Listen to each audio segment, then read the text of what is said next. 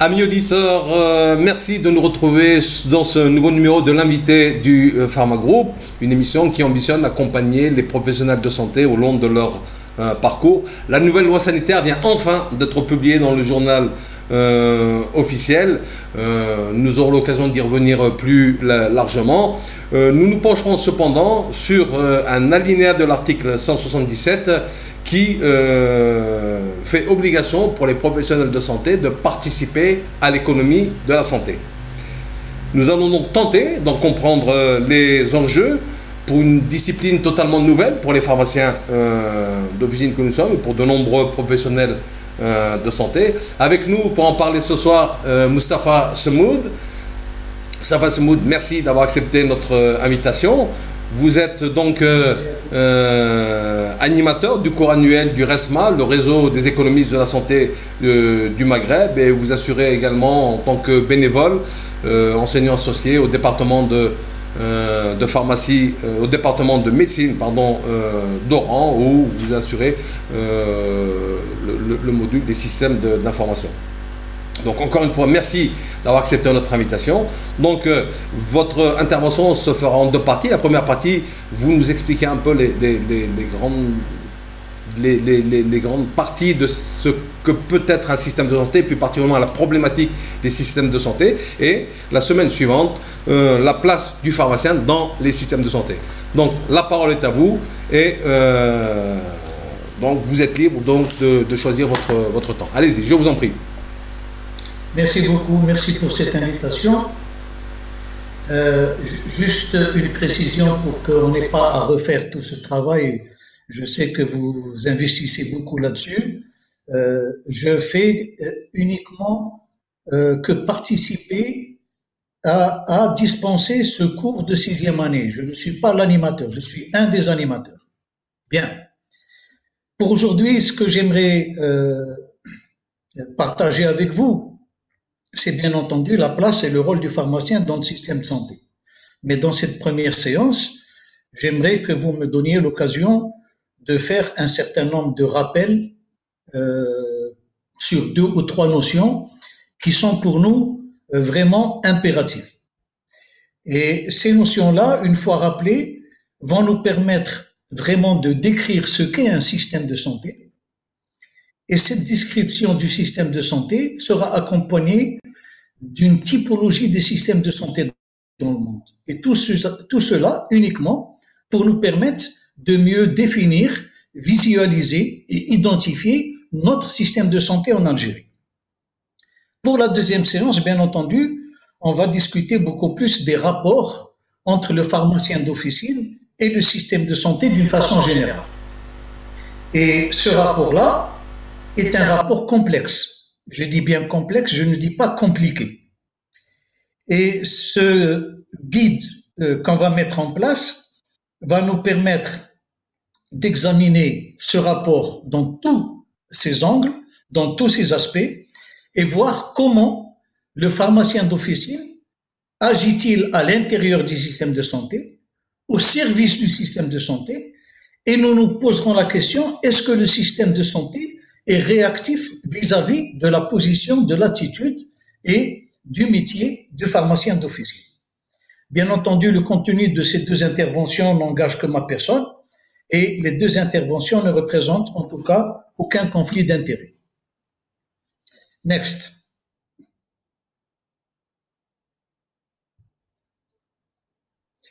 Alors, pour les notions que je voulais préciser avec vous, j'aimerais qu'on s'arrête un moment sur la définition de la santé.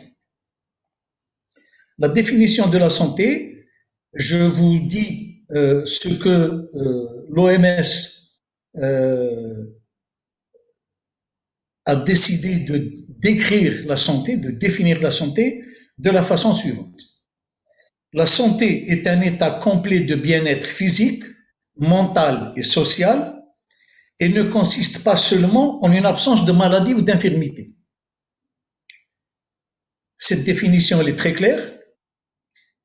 Et personnellement, je me satisfais de la façon la plus sincère du fait qu'elle soit reprise, même partiellement, dans l'article 2 de la nouvelle loi sur la santé chez nous en Algérie. Puisque cet article 2 dit la protection et la promotion de la santé concourent au bien-être physique, mental et social de la personne. J'invite au passage les auditeurs à donner un peu d'attention à cette loi qui vient d'être publiée, et notamment pour ces articles 3 et suivants, où on a vraiment quelque chose qui ressemble à ce qu'on va voir quand on va parler du système. La ressemblance est frappante, et je me félicite qu'il y ait au moins une harmonie dans les notions, les concepts entre la démarche de l'OMS et la démarche qu'il y a à l'intérieur de cette loi. Mais quand on dit dans la définition bien-être social, en plus du bien-être physique et mental, ça démontre déjà au moins une chose, c'est que la santé en tant que telle n'est pas uniquement du ressort du département ministériel qui est chargé de la santé. C'est un problème qui va associer un certain nombre d'acteurs gouvernementaux, peut-être sous la coordination du ministère de la Santé parce qu'il est le premier responsable, mais la santé n'est pas que l'affaire du ministère de la Santé. C'est un élément fondamental qui nous intéresse énormément.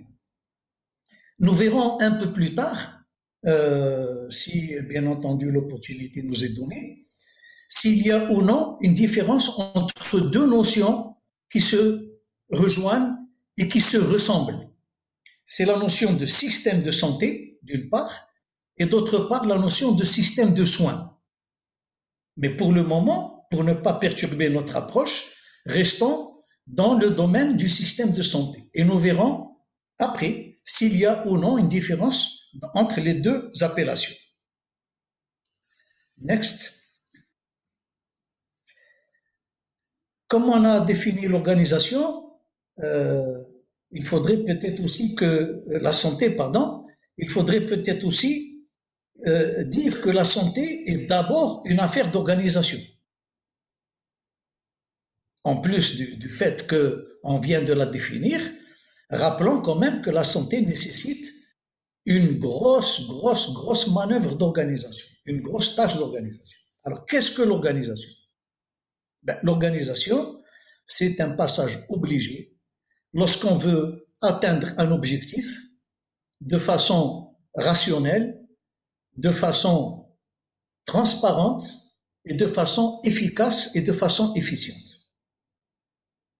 Et dans n'importe quelle activité de l'homme, il y a quelque part une dose d'organisation, que ce soit à titre personnel ou que ce soit lorsqu'il est intégré dans un groupe ou dans une société ou dans une activité quelconque. Alors, la construction, c'est quoi? La construction, c'est d'abord et avant tout, quand on parle d'organisation, je m'entends, c'est d'abord et avant tout une construction sociale. Et cette construction sociale, elle est déterminée par l'histoire, d'abord, par l'environnement, par le niveau des techniques et des connaissances, et par un certain nombre de données économiques et sociales. Donc l'organisation, c'est en fait quelque chose qui est à la fois très dynamique, qui n'est pas du tout stable, qui n'est pas du tout statique, et qui doit à chaque fois être à la hauteur de l'environnement qu'il apporte. Donc il y a un rapport fondamental entre l'organisation et l'environnement. Bien entendu, quand on parle de l'organisation de façon un peu, entre guillemets, théorique, je rappelle, mais uniquement comme ça, sous la forme journalistique, qu'il y a plusieurs écoles. On parle de l'école classique, on parle de l'école néoclassique, on parle de l'école des ressources humaines. Mais ce qui nous intéresse, c'est que dans l'organisation aussi, il y a deux approches possibles. Il y a l'approche mécanique ou analytique et l'approche systémique. Nous allons privilégier l'approche systémique parce que, en fait, et nous le verrons, le système est la forme la plus développée, la plus avancée, la plus perfectionnée d'une organisation. Donc, on va parler de système d'abord. Et l'organisation, en plus d'être une construction sociale et de pouvoir être approchée comme étant un système dans son état de perfectionnement, est aussi une structuration d'éléments. Donc, c'est une combinaison de plusieurs critères. Quand on parle d'organisation, on va parler de spécialisation du travail, on va parler de répartition de l'autorité, on va parler de décentralisation des décisions, on va parler de délégation de pouvoir. Un responsable va déléguer une partie de ses pouvoirs à quelqu'un qu'il contrôle, etc., etc. Mais n'oublions pas, malgré toute l'importance qu'on donne à l'organisation dans sa définition et dans sa présentation, n'oublions pas que l'organisation reste uniquement un moyen pour réaliser un certain nombre d'objectifs. Et ce moyen qu'est l'organisation ne peut pas être considéré comme une fin. L'organisation, je le répète, c'est fondamental, n'est pas une fin en soi. L'organisation est simplement un moyen, c'est simplement un outil harmonieux et harmonisé qui va nous permettre d'atteindre des objectifs. Donc ne donnons pas à l'organisation plus d'importance qu'elle n'a. C'est un moyen et uniquement un moyen, et il doit en tant que moyen s'adapter à chaque fois à l'environnement pour atteindre l'objectif que lui a fixé la décision. Il y a une représentation schématique de l'organisation. C'est ce que nous appelons dans notre vocabulaire de tous les jours l'organigramme. Un organigramme est une représentation schématique de l'organisation parce qu'il nous permet d'apprécier les niveaux de hiérarchie, il nous permet d'apprécier les différentes fonctions qui existent, il nous permet d'apprécier la division des tâches entre les différentes personnes qui occupent l'organigramme et qui sont dans l'organigramme. Mais tout ça, ce sont des moments formels de l'organisation. Ils sont décidés, ils sont écrits, ils sont visibles, ils sont clairs. Mais dans l'organisation, il y a un niveau informel qui n'est pas visible dans l'organigramme.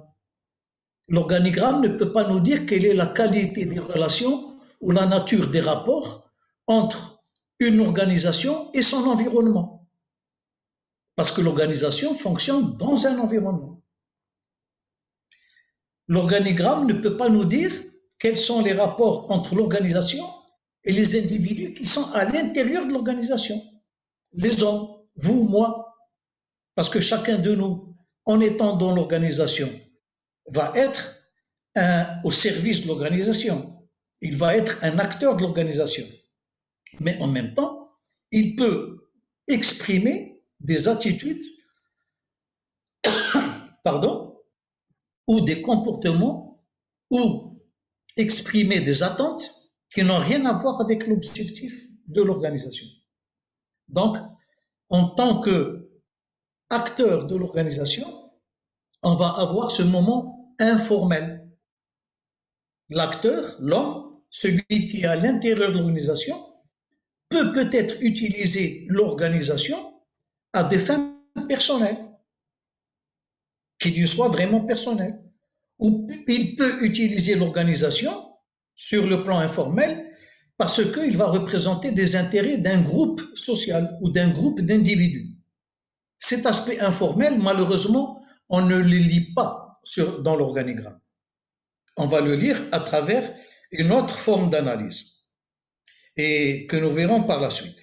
Mais ce qui nous intéresse dans tout ça, c'est deux éléments sur lesquels je me permettrai de prendre quelques secondes de plus. Une organisation, c'est une organisation qui correspond à un environnement, à une histoire, à un développement économique et social et scientifique. Donc, il n'y a pas d'organisation idéale. Chaque société a l'organisation qui lui correspond et qui correspond à ses objectifs. Donc, il est faux de penser que parce qu'une organisation fonctionne très bien en France ou au Maroc, aux États-Unis, il suffit de l'importer pour qu'elle fonctionne bien chez nous en Algérie. Nous n'avons pas les mêmes contextes, ni sociaux, ni économiques, ni culturels des États-Unis ou de la Tunisie ou de la Turquie. Donc, il n'y a pas de modèle. Il y a des exemples, il y a des expériences dont on peut s'inspirer, mais qu'on ne peut pas copier comme ça in situ. C'est impossible. La dernière chose qu'il faut préciser, c'est que l'organisation, parce qu'elle est face à un environnement, il faudrait la considérer comme étant quelque chose de dynamique, mais dynamique en permanence. Parce que tant que l'environnement bouge, l'organisation doit bouger elle-même pour qu'elle reste en équilibre vis-à-vis de l'environnement. Et à partir de cette définition de l'organisation, comme on avait dit tout à l'heure, le système est le niveau supérieur actuel de l'organisation, on va discuter et on va décrire le système, ses caractéristiques et ses propriétés. Next. On a l'habitude de définir le système comme étant un ensemble d'éléments en interaction dynamique, organisée, en fonction d'un but. Voilà la définition classique académique du système. Le système a un certain nombre de caractéristiques qu'il faudrait décrire et préciser parce qu'elles sont fondamentales pour la compréhension de l'ensemble de la démarche. La première caractéristique du système, c'est son degré d'ouverture. Lorsqu'on examine le degré d'ouverture d'un système, lorsqu'on évalue le degré d'ouverture d'un système, ça nous permet de voir la nature, le degré et la hauteur des relations permanentes qu'il a avec l'extérieur. Donc sa capacité d'échanger avec l'extérieur, sa capacité d'échanger avec l'environnement. Ça, c'est le degré d'ouverture. On a des systèmes fermés, clos, très ouverts, mais le degré d'ouverture est fondamental pour caractériser tel ou tel système. Deuxième caractéristique, c'est le degré de complexité. Alors, je dis bien complexité. Je ne dis pas complication. Ce qui est complexe n'est pas compliqué. On parle ici de complexité. Ça veut dire quoi? Ça veut dire qu'il y a nombreux éléments sont là, ils sont différemment caractérisés, mais ils sont articulés sur la base de relations hiérarchiques, et ce sont ces éléments-là qui vont former et qui seront les architectes de la complexité. Donc une organisation porte en elle un certain nombre d'éléments, et surtout quand on parle du système. Maintenant on parle du système. Et ce système-là, il a de nombreux éléments qui se caractérisent différemment, mais qui sont tous en relation et qui sont tous mobilisés autour d'un objectif qu'ils partagent. Et la façon qu'a chacun, à chaque élément de bouger, d'agir, va nous permettre de mesurer le degré de complexité du système. Troisième caractéristique, qui est plus qu'une caractéristique pour moi, qui est la raison d'être du système, c'est que le système n'a de raison d'être et n'existe que parce qu'il a et parce qu'il porte un projet. S'il n'y a pas de projet, il n'y a pas de système.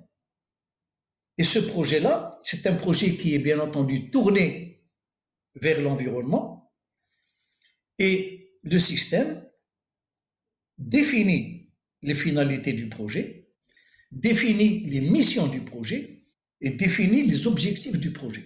Donc un système est toujours porteur d'un projet. Le système de santé est porteur d'un projet, et ce projet, c'est maintenir, restaurer, réhabiliter, améliorer la santé d'une population. S'il n'a pas ce projet à mettre en œuvre, il ne sert à rien. Quatrième et dernière caractéristique, le système, en tant que tel, malgré sa complexité, malgré ses nombreux éléments qui lui sont plus ou moins accrochés, il a des frontières tout autour de lui. Donc un système, c'est un objet fini, mais qui évolue dans un environnement. Et cet environnement peut porter d'autres systèmes. Et l'environnement est la frontière entre un système et un autre. Et quand on parle de frontières, les frontières, qui est la quatrième caractéristique, elles peuvent être physiques, elles peuvent être symboliques. Mais c'est à ce niveau-là où se réalisent les transactions, les échanges, le partage entre un système et un autre ou entre un système et l'environnement.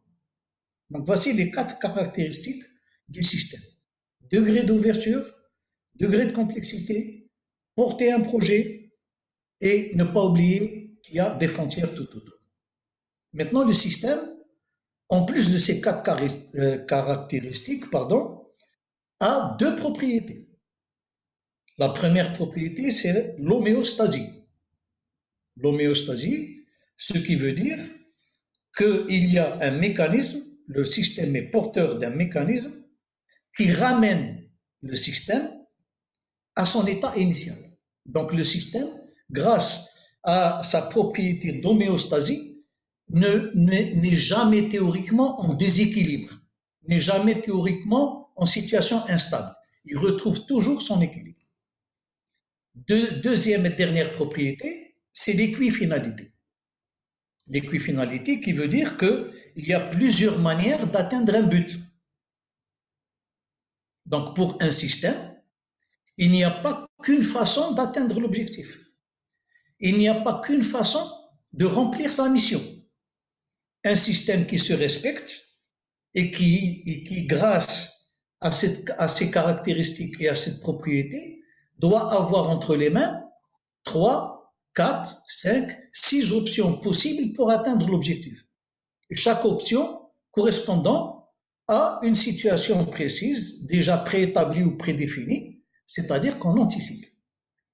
Et ce n'est pas parce qu'on est face à une situation qui n'était pas prévue que le système s'arrête de fonctionner. Il a ses capacités d'être réactif et de tout de suite continuer à assurer son objectif. Next. Et maintenant, pour vous compliquer un peu la chose, il y a le système tel qu'on l'a vu, mais le système qui nous intéresse, il est un peu plus compliqué et il est un peu plus complexe parce que ce système-là qui nous intéresse, il est animé par l'homme. Ici, nous ne parlons plus du système nerveux ou système sanguin ou système respiratoire. On parle d'un système, d'une organisation qui est dans une société où il y a des hommes. Et ces hommes-là vont influer et sur le système et sur l'environnement du système. Donc, il y a un rapport entre l'homme et le système. Et ce rapport, il peut être binomique. C'est soit un rapport de coopération, soit un rapport d'opposition. Vous me direz comment se fait-il qu'un homme peut-il s'opposer à un système?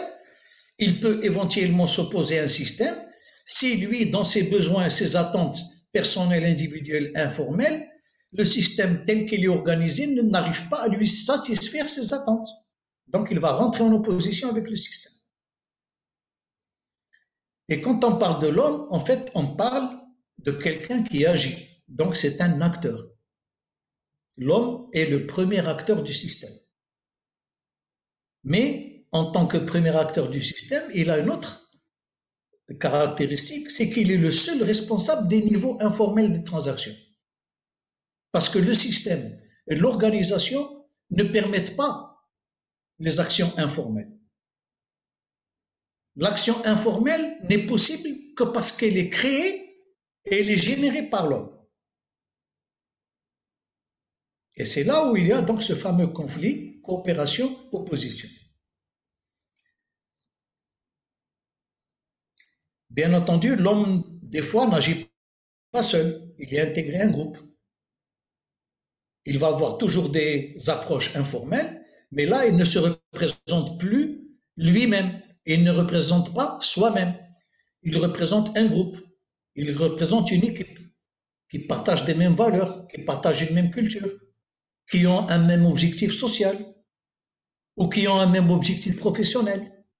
Donc là, il va y avoir des intérêts d'individus, l'homme, ou de groupes qui peuvent entrer en contradiction avec le système, son fonctionnement et ses règles. Et si on rentre en contradiction, en opposition, il se peut qu'on arrive à une situation où le système est tellement noyé dans des problèmes d'opposition de ses acteurs qu'il ne peut plus remplir ses objectifs.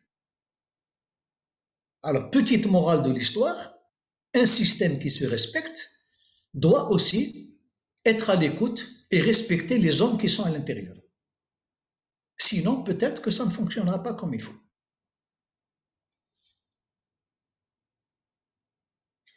Mais pour apprécier tous ces éléments-là, le système, son fonctionnement, l'activité de l'homme à l'intérieur du système, face au système, on a besoin de cumuler deux approches. La première approche, c'est une approche systémique. L'approche systémique va nous permettre d'analyser le système lui-même, comment il est structuré, quelle est l'organisation de ce système. Ça va nous permettre d'analyser le système, de l'évaluer. Il a atteint ou il n'a pas atteint ses objectifs. Est-ce qu'il a atteint ses objectifs avec des ressources convenables ou bien est-ce qu'il a fait du gaspillage pour atteindre l'objectif? Mais il y a une autre façon et une autre approche dont on a besoin. Nous avons dit que dans ce système, il y avait l'homme. Et il nous faut à ce moment-là une approche qui n'est plus systémique, mais qui est sociologique. Parce qu'avec l'approche sociologique, on va analyser non pas ce qu'a fait le système, mais on va analyser les acteurs du système et on va analyser les structures des relations de ces acteurs. Et là, on peut faire le joint. Quand on combine l'approche systémique et l'approche sociologique, on a une vision un peu plus juste, un peu plus réelle du système que nous souhaitons apprécier ou évaluer ou analyser. Ben, voilà pour le système. Vous voyez que bon, ben maintenant, on peut intégrer notre problématique. On va parler maintenant de système de santé. Alors, je vous rappelle quand même que je vous ai embêté pendant quelques minutes. On a parlé d'abord de santé, on a parlé d'organisation, on a parlé d'un système qui est la forme supérieure de l'organisation. Ben maintenant que nous partageons des mêmes notions et les mêmes façons d'apprécier la situation, je vous invite donc à partager entre nous ce qu'est un système de santé. Next. Et pour ce faire, je me propose bien entendu de le faire en étant très fidèle à l'approche de l'Organisation mondiale de la santé. C'est fondamental. Ce n'est pas une approche personnelle, c'est pas une analyse personnelle. Je ne fais qu'essayer de vous reproduire le plus fidèlement possible comment l'Organisation mondiale du commerce conçoit-elle le système. Et pour ceux qui ont du temps pour une lecture plus approfondie, je vous invite donc à retrouver ce schéma au niveau du rapport mondial sur la santé que publie chaque année l'Organisation mondiale du commerce. Et là, donc, c'est le rapport sur la santé dans le monde de l'exercice 2009, année 2009. Voici la référence de ce que nous avons en face de nous et qui est le cadre conceptuel du système de santé tel que proposé par l'OMS. Alors, que nous dit ce cadre conceptuel?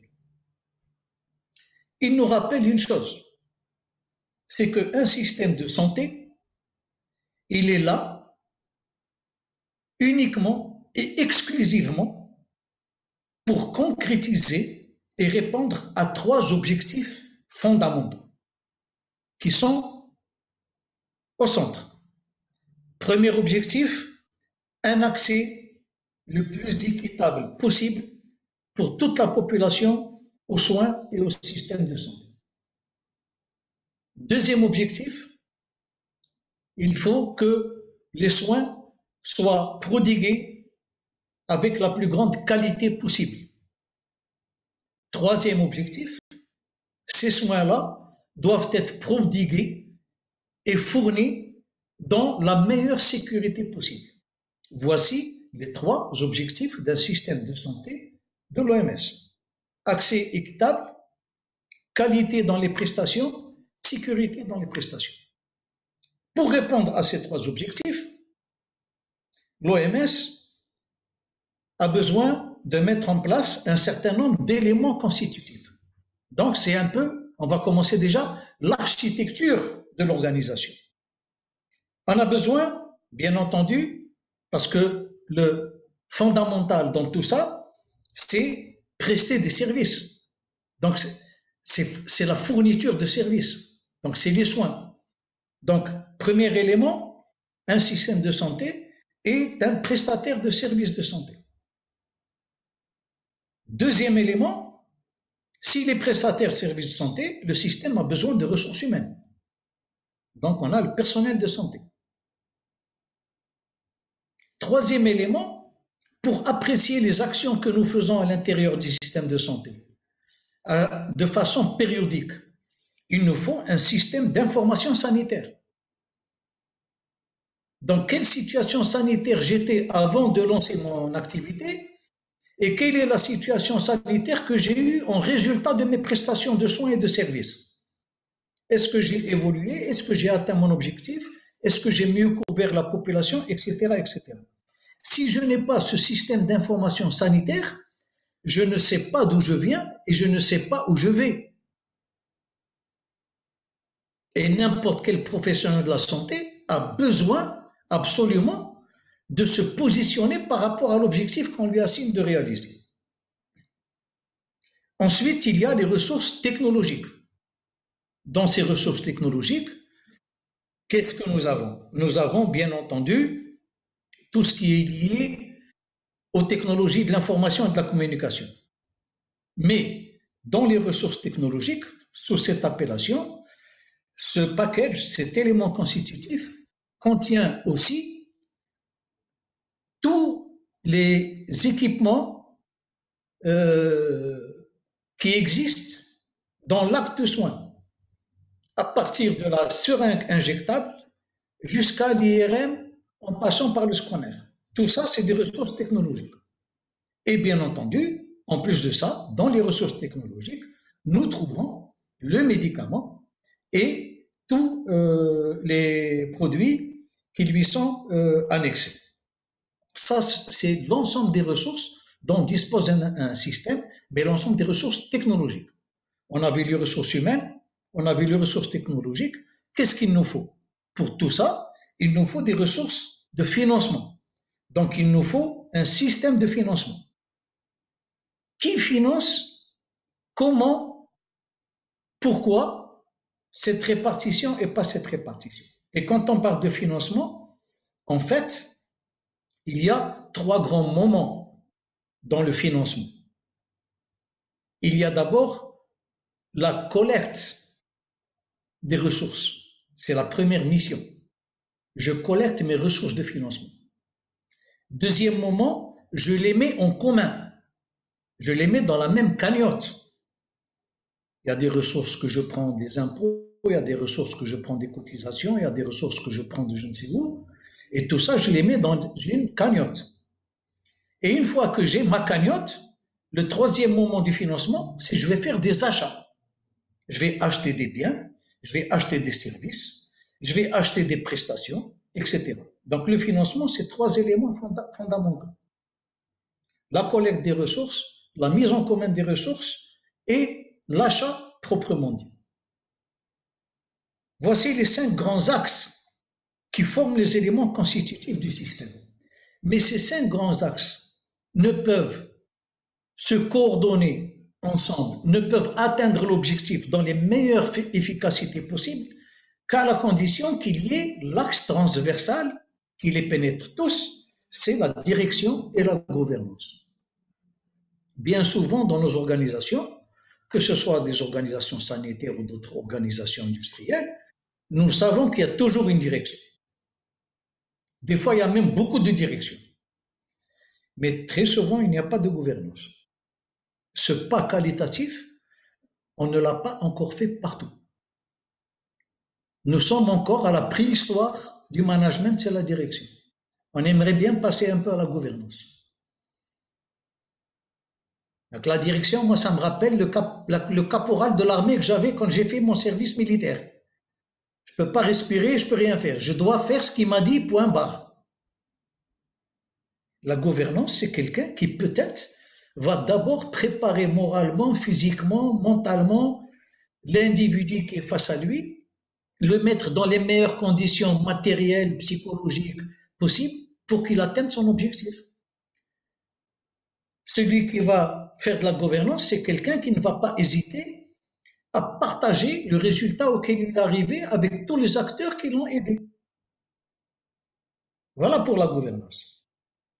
Face à ça, si on a donné toutes ces structures à ce système, et si on lui a fixé les 3 premiers objectifs, accès, qualité, sécurité, nous sommes en droit d'attendre de lui des résultats. Donc on va demander des outputs au système. Quels sont les outputs du système?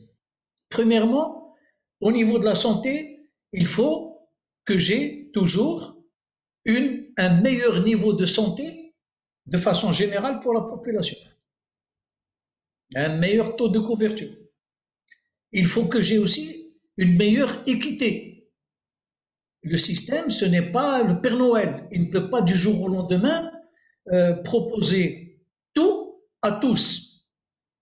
Mais son objectif, c'est d'essayer de proposer progressivement tout à tous de façon équitable. Chacun selon ses possibilités et à chacun selon ses besoins. Deuxième élément d'appréciation du système, on va voir si le système est réactif. Est-ce qu'il réagit vite à une situation? Je suis désolé parce que c'est quelque chose de malheureux, mais je l'utilise comme étant illustration de ce que je dis. Nous sommes dans une période où nous vivons la réapparition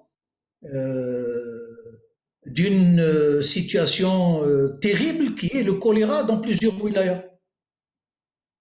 La question que je me pose, c'est est-ce que les organisations, les organes, est-ce que le système a été réactif? Lorsqu'on a vu le système, on parlait qu'au bout de 5 jours ou 6 jours plus tard. Où est la réactivité du système? C'est un exemple malheureux qui est là, mais que je développe devant vous. Troisième moment où je vais évaluer les capacités du système et les résultats, les outputs, c'est la protection contre les risques sociaux et financiers. Comment je fais pour améliorer la protection contre les risques sociaux et financiers? Comment je peux améliorer la situation d'un individu pour qu'il ne tombe pas en état de pauvreté extrême, et cette pauvreté extrême ne lui permet même pas de satisfaire ses besoins élémentaires de santé. C'est pour ça qu'on parle de risques sociaux et financiers. Quelqu'un qui ne peut plus subvenir financièrement à son besoin de santé, comment je vais le prendre en charge? Et ça arrive. Ça arrive. Il y a des dépenses que l'Organisation mondiale de la santé appelle les dépenses catastrophiques. Lorsque un père de famille ouvrier qui a 4 enfants a un de ses enfants malade et qu'il travaille dans l'informel, il n'est pas assuré, ben l'argent avec lequel il nourrit ses enfants 2 fois par jour, il va soigner un de ses enfants pendant 3 jours et il n'a plus rien pendant 1 mois. C'est ça la dépense catastrophique. On met en danger la santé d'autrui parce que nous n'avons pas une couverture financière suffisante et équitablement répartie pour faire face à un problème de santé. Voilà ce que c'est que les dépenses catastrophiques en termes de santé. Et dernier élément et dernier moment où je peux apprécier le travail du système de santé, c'est est-ce que l'efficacité du système, à chaque fois qu'il fonctionne, sort encore plus renforcée. Donc on doit avoir un système qui améliore l'état de santé de la population, qui est réactif, qui protège contre les risques sociaux, et qui est efficace parce que à chaque fois, il fait mieux en utilisant et en consommant moins de ressources. Voilà un peu le cadre conceptuel dans lequel nous pouvons maintenant réfléchir, discuter, commenter, illustrer ce qui se passe à l'intérieur du système de santé. Next. Bien entendu, mais c'est vraiment pas mon rôle, j'ai pas envie de vous compliquer la vie, mais il y a autant de systèmes de santé qu'il y a de pays dans le monde. N'oublions pas que le système est une organisation et que chaque organisation correspond à un environnement et correspond à des conditions économiques, sociales, culturelles, environnementales, etc. Mais malgré ça, malgré cette spécificité, malgré cette réalité, les théoriciens et les gens qui suivent beaucoup cette problématique des systèmes de santé dans le monde sont arrivés à constituer, après, si vous voulez, un accord entre eux, une typologie du système de santé. Donc, je peux aujourd'hui m'exprimer en utilisant les travaux de ces gens-là et en disant que, en gros, dans le monde, il y a 3 types de systèmes de santé. Ces 3 types de systèmes de santé, nous allons les apprécier chacun à travers 4 critères. On va voir le principe ou les principes qui président à la constitution du système. On va voir quel est le type d'organisation du système. On va voir quel est le système de financement qu'il s'est donné. Et on va voir quels sont en gros les résultats des systèmes. Donc vous voyez que nous partons, si on revient à la planche précédente, de la gauche vers la droite pour évaluer. Et le système, donc à travers ces 4 critères, on va voir le premier système d'entre eux, c'est le système appelé système libéral. Ce système libéral fonctionne à travers un principe. Il n'y en a pas beaucoup. Le principe est le suivant. La santé, pour un individu, c'est son capital personnel. C'est à lui de prendre en compte et en charge sa santé. Donc là, la santé a une valeur marchande et c'est l'individu qui doit assumer la valeur marchande de sa santé. Il ne peut rien attendre de la société. Voici le principe fondamental du système libéral. L'organisation de ce système, quand on voit maintenant toutes les structures qui forment le système de soins, l'écrasante majorité de ces structures sont des structures privées, libérales. Ce qui correspond au respect du principe que j'ai évoqué tout à l'heure. Moi, je suis un État et je dis que mon principe, c'est que la santé, c'est l'affaire de chacun, c'est pas l'affaire de tous, que chacun se débrouille, donc moi, je n'ai pas à investir dans la santé. Et c'est pour ça que l'écrasante majorité des structures de santé sont des structures privées, libérales, où pour aller, il faut être capable d'aller, il faut être capable de payer. Soit directement, soit indirectement, comme nous allons le voir. Et c'est là où on arrive donc au 3e élément, c'est le financement du système libéral. Eh bien, que ça vous choque, je suis sûr que non, parce que c'est la logique même. Le financement principal du système libéral, ce sont des assurances privées. Si j'ai de quoi payer une assurance chaque mois, cette assurance peut me prendre en charge pour mes besoins de santé, mais à ces conditions, pas aux miennes. Et quand je suis face à une assurance privée, 2 individus qui demandent la même prestation de service ne payent pas la même chose. Parce que chacun paye en fonction de son véritable profil médical, donc de son risque. Quand je suis assureur privé, je n'assure pas de la même manière quelqu'un qui est en bonne santé et il a un peu de rhumatisme et quelqu'un qui a un stade avancé de cancer du côlon. En plus du financement, et pour en terminer, quels sont les résultats de ce type de système? Le résultat, c'est premièrement la croissance faramineuse des dépenses. C'est clair. Les assurances, donc les financeurs étant privés, chaque fois les primes d'assurance augmentent, donc chaque fois ça coûte plus cher et il y a une croissance dans les dépenses. Deuxième résultat, qui lui est un résultat malheureux à citer, c'est que dans ce système libéral, il y a une très grande inégalité d'accès. Donc il n'y a pas l'équité dont on a parlé dans le schéma préconisé par l'Organisation mondiale de la santé. Et tout ça parce que la santé, dans ce système, c'est l'affaire de chaque individu. Voilà pour le système libéral. Passons, si vous le voulez bien, au système dit mixte. C'est le système mixte. On l'appelle aussi différemment du nom de la personne qui l'a conçu et qui l'a mis en œuvre à la fin du 19e siècle en Allemagne, c'est Bismarck. On dit aussi système bismarckien. Mais contentons-nous de dire système mixte, en opposition au système libéral. Le principe de ce système mixte, c'est l'égalité et la solidarité. Donc, égalité entre les membres de la communauté et solidarité de tous les membres de la communauté.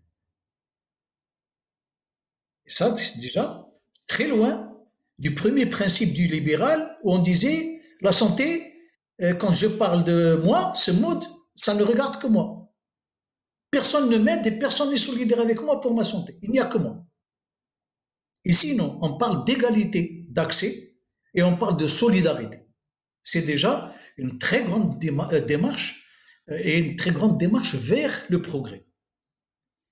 L'organisation du système mixte, il y a, à l'inverse du système privé, il y a une dominance, il y a une majorité d'offres publiques de soins et non pas d'offres privées.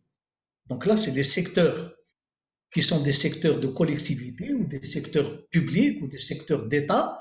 C'est eux qui donnent la plus grande partie de l'organisation des soins et qui constituent cette organisation. Le financement de ce système, il est financé par des assurances aussi, mais ce n'est pas des assurances privées. Ce sont des assurances sociales généralisées. Soit chaque corps de métier, chaque corporation a son assurance, soit ce sont des corps de métier qui se regroupent, qui unissent leurs forces pour constituer une assurance, mais en tout cas, ce sont des assurances sociales. Et ces assurances sociales sont généralisées, c'est-à-dire que leur organisation, leur principe, leur philosophie fait qu'elles vont essayer de couvrir les besoins en prestations de l'écrasante majorité de la population qui est concernée. C'est pour ça qu'on parle d'assurance sociale généralisée. Comment est financé le système mixte? On l'a dit, par les assurances sociales. Et on va voir maintenant les résultats que donne ce système mixte. Premier résultat, ça va peut-être être surprenant, mais comme le premier, on constate une croissance des dépenses incroyable. Donc ce n'est pas le luxe du système libéral. Même le système mixte a des problèmes de financement et il constate des croissances de dépenses qui sont difficilement supportables. Autre résultat positif, c'est qu'il y a une relative égalité entre les personnes, grâce au principe d'égalité, de solidarité et d'assurance sociale. Troisième caractéristique de ce système, et cette caractéristique, nos amis pharmaciens en entendent certainement parler lorsqu'ils s'intéressent à ce qui se passe tout autour de la Méditerranée, c'est le déficit permanent de la sécurité sociale. C'est l'exemple, par exemple, qui est assumé par la France. La France, depuis une vingtaine ou même depuis un quart de siècle, a une sécurité sociale qui est en permanence déficitaire, année après année. D'ailleurs, j'attire l'attention de mes amis pharmaciens sur un problème très, très clair à dire, et c'est peut-être même quelque chose qu'il faudrait prendre en charge au niveau de la réflexion. C'est que bon, d'accord, ok, il y a une assurance sociale qui est là et qui est déficitaire. Bon, d'accord, ok, on a un système de santé. On a un budget de fonctionnement du système de santé. On a une loi sur la santé. Ce serait l'idéal si on pouvait avoir, à côté de la loi sur la santé, une loi d'équilibre et de financement de la sécurité sociale, où les représentants du peuple, chaque année, disent « voilà où je vais trouver l'argent pour essayer de couvrir le déficit de la sécurité sociale ». On a besoin d'une démarche similaire, je ne dis pas identique. J'ai dit tout à l'heure, on n'est pas là pour copier bêtement, mais réfléchissons aux expériences qui sont autour de nous. Troisième système, c'est le système qui est dit national. On l'appelle aussi du nom de son créateur, de son concepteur, et là ça se passe en Grande-Bretagne, au Royaume-Uni, c'est Lord Beveridge. On dit aussi le système beveridgien. Le principe du système beveridgien, il est très aux antipodes du système libéral. Mais il dépasse aussi le système mixte. Parce que pour le système national, le système beveridgien, le principe est le suivant. Le droit à la santé existe et la gratuité pour tous existe. Donc j'ai droit à protéger ou à renouveler ou à améliorer ma santé. Et en plus, les prestations dont j'ai besoin, pour moi, elles ne représentent pas une charge financière parce qu'elles sont gratuites. Il y a une autre structure qui va payer à ma place. Là aussi, j'ouvre une petite parenthèse pour revenir à nos petites réalités nationales. Quand on parle chez nous de médecine gratuite, c'est un terme impropre. La médecine n'est pas gratuite. Ça veut rien dire, ça, médecine gratuite. Que l'on parle de prestations de soins non payants, je veux bien. Parce qu'au bout du compte, il ne faut pas qu'on se leurre. S'il y a un malade qui ne paye pas, il y a fatalement quelqu'un qui a payé à sa place. C'est soit la communauté, soit l'assurance, soit... Donc, rien n'est gratuit. Alors, cette notion de médecine gratuite nous gêne quand on veut expliquer ça entre professionnels ou entre personnes intéressées par le système. Dans l'organisation du système beveridgien, c'est un peu la même chose que le système mixte, c'est des structures publiques qui sont dominantes. Et les structures privées sont, elles, minoritaires, mais elles sont complémentaires des structures publiques, et en plus, nous allons le voir quand on va discuter du financement, elles sont rémunérées par l'État. Un médecin au Royaume-Uni ne touche pas d'honoraires de la part de son consultant, de la part de son malade. Il est payé différemment. Donc il y a des façons de payer différemment un médecin, autre que celle qui consiste à dire ben, la visite vous coûte tant, vous payez tant, ou l'assurance coûte tant et vous rembourse 80%, 10% ou 5% ou je ne sais pas quoi. Et cette précision-là va trouver son explication dans le mode de financement du système beveridgien.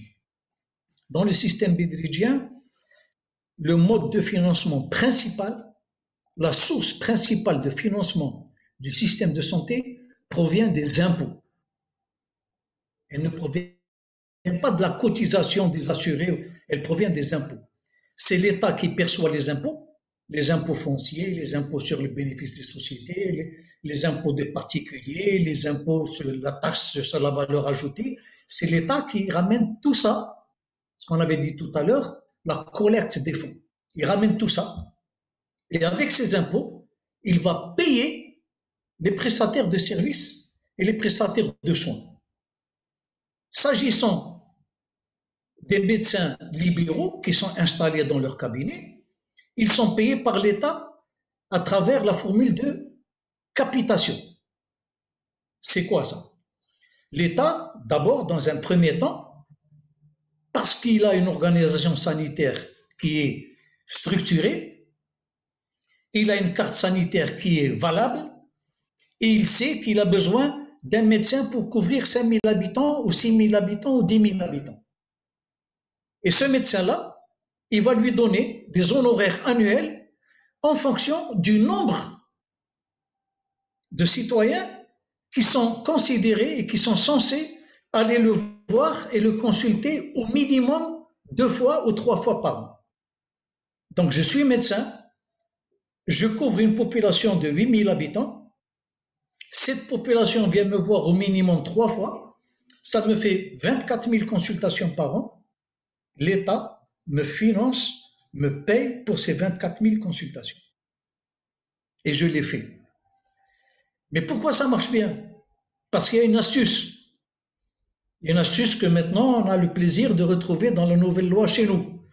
Mais j'espère que les textes d'application seront faits avant que des gens comme moi qui sommes entre 70 et 80 ans ne partent ailleurs.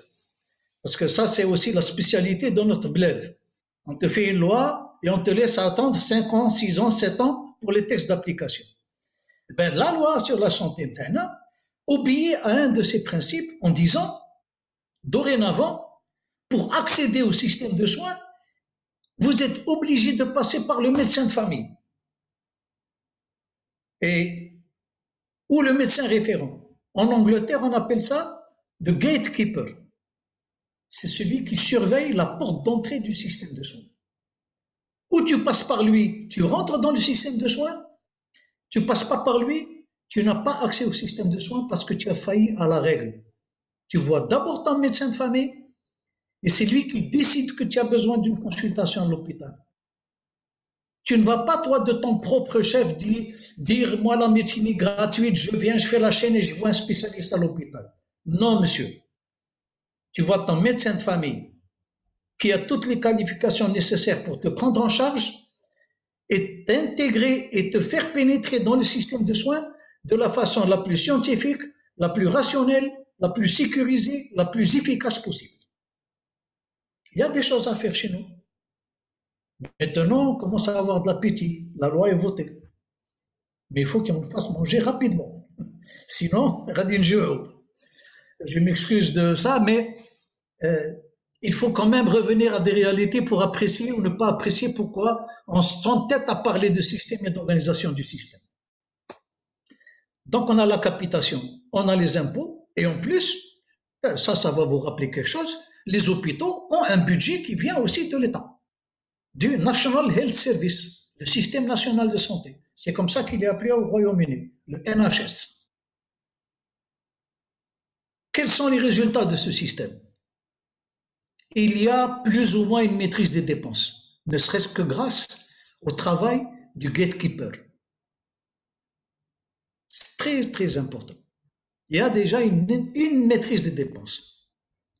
Il y a aussi, malheureusement, il faut le constater, parce que les ressources ne sont pas extensibles ad vitam aeternam, il y a de temps en temps des phénomènes de rationnement dans la prestation de soins. Le NHS en Grande-Bretagne est connu, par exemple, par un travers qui est difficilement supportable. Vous pouvez vous faire hospitaliser, mais vous êtes sur une liste d'attente, vous pouvez attendre 8 mois, ou 6 mois, ou 1 an et demi, ça dépend de la région où vous êtes. Donc, il n'y a pas de système magnifique, idéal, qui répond à tout.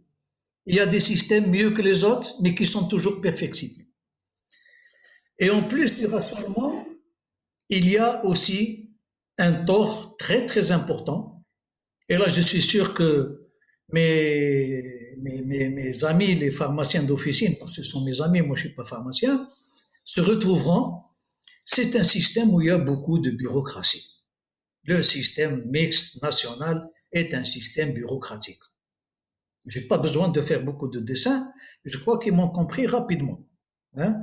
Je sais qu'il y a 4 ans, 5 ans, le pharmacien d'officine était beaucoup plus un agent d'administration de la CNAS qu'un pharmacien d'officine. Je ferme la parenthèse. Alors, pour conclure cette typologie des systèmes, j'aimerais quand même préciser 2 choses.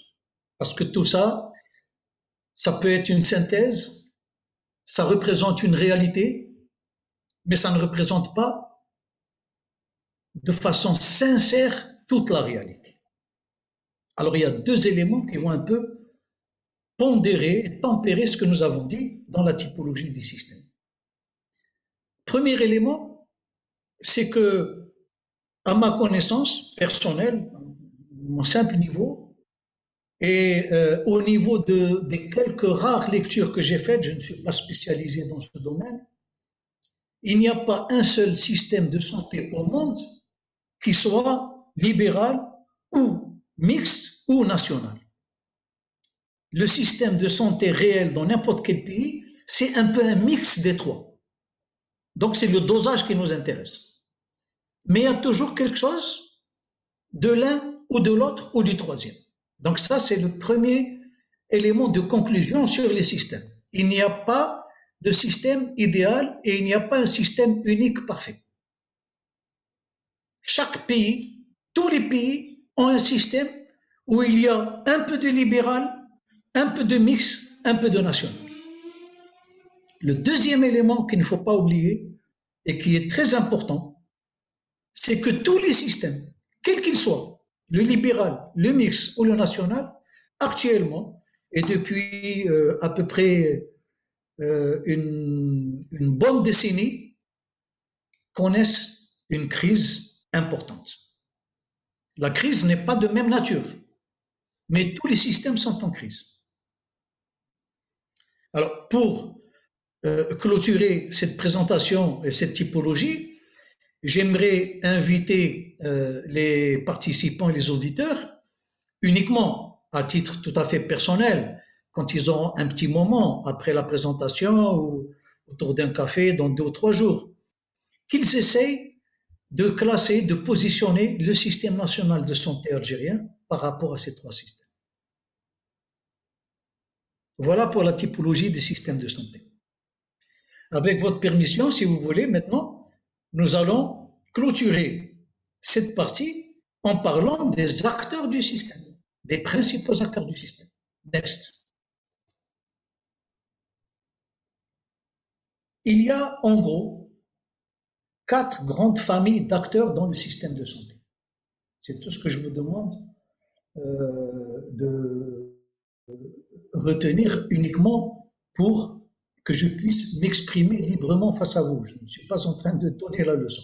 C'est juste pour vous permettre et pour me permettre moi d'évoluer sereinement dans ce que je fais.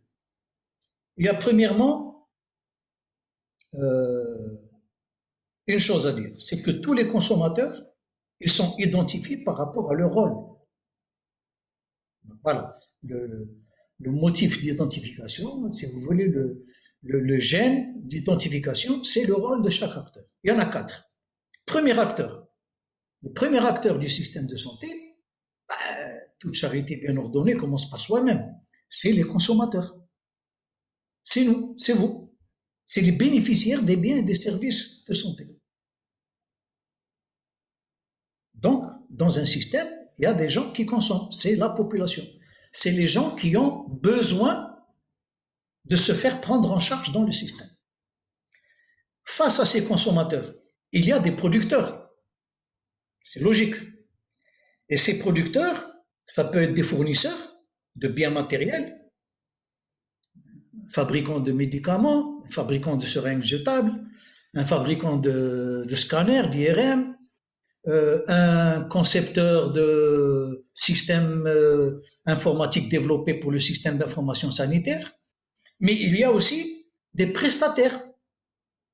Les prestataires, c'est qui? C'est le pharmacien. C'est un prestataire de service, parce qu'il dispense un médicament. Il ne l'a pas fabriqué, il ne l'a pas conçu, mais c'est lui qui garantit et qui assure que le médicament déterminé arrive dans les meilleures conditions possibles, avec toutes les informations possibles, au moment qu'il faut, au malade qu'il faut. C'est un prestataire de service. Deuxième prestataire de service, c'est le médecin. Il opère, il fait une consultation. Il établit un diagnostic. Donc, en tant que prestataire de service, il fait son travail. Un chirurgien dentiste, c'est un prestataire de service, etc., etc., etc. Ça, c'est la deuxième famille. Donc, c'est les producteurs qu'on regroupe en 2 sous-familles, les fournisseurs ou les prestataires. Troisième acteur, ça, c'est les acteurs les plus importants, devant qui tout le monde se met à genoux. C'est les payeurs, c'est les financeurs. C'est ceux qui assurent le fonctionnement du système parce qu'ils l'irriguent de ressources financières. Donc, c'est eux qui vont huiler le système, qui vont le lubrifier en injectant les sommes qu'il faut. Et les financeurs, les payeurs, ils peuvent être directs. Vous, moi, si je vais à la pharmacie acheter un médicament non remboursable, je suis un payeur direct. Mais si je suis assuré, je vais acheter un médicament qui est remboursé par la sécurité sociale, je deviens un payeur indirect. Le cotisant est un payeur indirect. Pourquoi indirect? Parce que il a déjà payé à l'avance en payant sa cotisation à la sécurité sociale. Et s'il a un complément à payer, il le paiera. Mais c'est un paiement indirect. Il y a des payeurs qui sont complémentaires. Donc on a vu les directs, les indirects, on a des payeurs complémentaires. Ce sont les mutuelles. La mutuelle vient en complément de l'assurance principale. Je suis cadre au secteur de l'énergie, j'ai droit à une assurance au niveau de la CNAS comme tous les salariés en Algérie, mais en plus, je cotise au niveau de ma mutuelle qui est la MIPA, la mutuelle des industries pétrochimiques, etc., et qui me donne le différentiel. Donc je ne paye plus rien de ma poche. J'achète quelque chose à 100, la CNAS me rembourse 80, la mutuelle me rembourse 20. Ça, ce sont les payeurs complémentaires. On dit aussi que le payeur peut être intermédiaire. Intermédiaire, mais l'exemple du payeur intermédiaire, c'est l'hôpital. C'est l'hôpital, pourquoi il est payeur intermédiaire? Parce que sur son budget, il paye les prestataires sur son budget propre. N'oublions pas une chose, c'est que l'hôpital paye les prestataires de services, paye les salariés qui sont à l'hôpital. Mais n'oublions pas une chose, c'est une donnée générale. Je dis non seulement générale, mais je précise aussi qu'elle risque de ne pas être très juste, mais pas à cause de ce que nous faisons ou de notre réflexion, à cause du fait que nous sommes dans un pays où malheureusement, nous n'avons pas un outil fondamental. On en parle encore une fois dans la nouvelle loi. Cette loi, elle nous fait rêver. Moi, je rêve depuis des jours et des jours. Mais dans la réalité, maintenant, j'ai l'outil. Chaque pays qui se respecte, il dresse au moins, tous les 3 à 5 ans, ce qu'on appelle les comptes nationaux de la santé. Comme on fait les comptes de l'État, comme on a le budget, on a la loi des finances, on doit avoir les comptes nationaux de la santé. Il faut bien quand même que les personnes physiques ou morales qui ont le droit de contrôle, c'est-à-dire soit les élus, soit les gens du gouvernement, soit l'Assemblée populaire nationale, il faut qu'à un moment donné, ils disent « Bon, attendez les amis, ça fait 3 ans que je vous vote des budgets, moi je veux voir qu'est-ce que vous en avez fait. » Compte national de la santé, il existe dans la loi de juillet de 2018. Encore une fois, je formule l'espoir que j'ai formulé tout à l'heure, espérant que ça viendra très rapidement. Pour le bien du système de santé, pour le bien de la population, pour le bien des finances du pays. Le dernier acteur, comme disent les anglo-saxons, last but not least, c'est le dernier mais c'est pas le moindre. On avait les consommateurs, on avait les producteurs, on avait les payeurs. Et bien maintenant, le dernier acteur, le plus important, c'est les régulateurs. Les régulateurs, c'est ceux qui participent aux décisions de régulation et de contrôle. C'est ceux qui participent à la mise en place de la législation, à la mise en place de la réglementation, à l'application de cette réglementation. C'est ceux qui allouent des ressources. C'est ceux qui élaborent des politiques. Et qu'une fois politiques élaborées, ils mettent en place des stratégies pour réaliser cette politique et se fixer des objectifs. Ces régulateurs-là, on les cite en dernier, mais en fait, on devrait les citer en parallèle. J'ai les régulateurs qui vont s'occuper des consommateurs, qui vont s'occuper des producteurs, qui vont s'occuper des payeurs. Et moi, je régule au nom de l'intérêt général de la collectivité nationale. Et c'est moi qui fais les équilibres. Et c'est moi qui prends les décisions. Et c'est moi qui finance. Et c'est moi qui sanctionne. Et c'est moi qui récompense. Voilà le rôle des régulateurs. Voici les 4 principaux acteurs du système de santé. J'espère si je n'ai pas pris trop de temps, que vous avez maintenant déjà l'idée, je parle à mes amis pharmaciens d'officine, que pour vous, vous êtes dans le système et que vous êtes un acteur parmi le système et que vous êtes un acteur prestataire. Là, déjà, on arrive à positionner le pharmacien d'officine à l'intérieur du système de santé. Bien entendu, reste une petite question. On l'a vu tout à l'heure, je vous la rappelle, mais on en parlera. Est-ce que le pharmacien d'officine, est-ce qu'il est acteur réellement et directement dans le système de santé? Ou bien est-ce que le pharmacien d'officine est réellement et directement acteur dans le système de soins? Et on verra cette différence entre système de santé et système de soins. Next. Je rappelle une chose que nous avons vue quand nous avons parlé des notions d'organisation. C'est le conflit entre l'organisation, c'est-à-dire le système, et les acteurs. N'oublions pas ça, c'est fondamental. L'acteur est dans le système, c'est vrai. Et c'est l'acteur du système, c'est vrai. Il agit dans des cadres où il y a des règles générales. Mais il agit aussi selon sa propre motivation. Il agit aussi en développant sa propre stratégie. Pourquoi il fait ça? Parce qu'il doit maximiser sa satisfaction.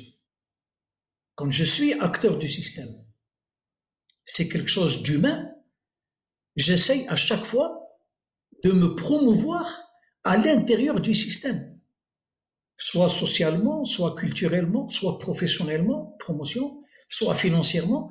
Donc j'ai un objectif qui est, en plus de réaliser les objectifs du système, je veux maximiser ma satisfaction.